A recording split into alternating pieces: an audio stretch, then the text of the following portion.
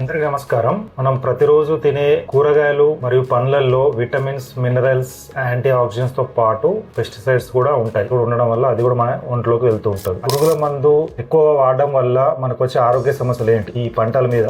అందులో ముఖ్యంగా చూస్తే కనుక చాలా మందికి వాంతులు అవుతున్నాయి, విరేచనాలు అవుతున్నాయి, దాంతోపాటు ఫుడ్ పాయిజనింగ్, దాంతోపాటు ఊపిరితిత్తుల సమస్యలు వస్తున్నాయి. చాలా మందికి పెస్టిసైడ్స్ అధిక మొత్తంలో వాడడం వల్ల వీటితో పాటు చర్మ సమస్యలు, హెయిర్ లాస్ సమస్యలు, ఇన్ఫర్టిలిటీ సమస్యలు, హార్మోన్ ఇంబ్యాలెన్స్ సమస్యలు, ఇంకా వీటితో పాటు నరాల సమస్యలు, వీటితో పాటు కొంతమందికి పుట్టుకతో వచ్చే సమస్యలు వస్తున్నాయి. ఇది కాకుండా మేజర్ గా క్యాన్సర్ సమస్యలు వస్తున్నాయి ఈ అధిక మొత్తంలో పురుగుల మందులు వాడడం వల్ల. మన ఇండియాలో అధిక మొత్తంలో ఈ పెస్టిసైడ్స్ కానీ పురుగుల మందులు ఎక్కువగా వేసి పెంచిన కూరగాయలు మరియు పండ్లు చూస్తే గనక ఆకుకూరలు, ముఖ్యంగా పాలకూర, వీటితో పాటు క్యాబేజీ, కాలీఫ్లవర్, అలాగే పొటాటో, టమాటాలు, గ్రీన్ బీన్స్, చిల్లీ, క్యాప్సికం, వీటితో పాటు పండ్లలో చూస్తే గనక స్ట్రాబెర్రీస్, ఆపిల్స్, పప్పయ, ఇవన్నీ మనకు అధిక మొత్తంలో ఈ పురుగుల మందు పెస్టిసైడ్స్ వేసి పెంచుతున్నారు. కొన్ని కాలీఫ్లవర్, క్యాబేజ్ కూడా చాలా వరకు పెస్టిసైడ్స్ ఎక్కువగా వేసి పెంచుతున్నారు. ఈవెన్ బెండకాయ, వంకాయ కూడా. ఇది పక్కకు పెడితే మనకు త్వరగా ఫ్రూట్స్ మార్కెట్ లో రావడానికి మనకు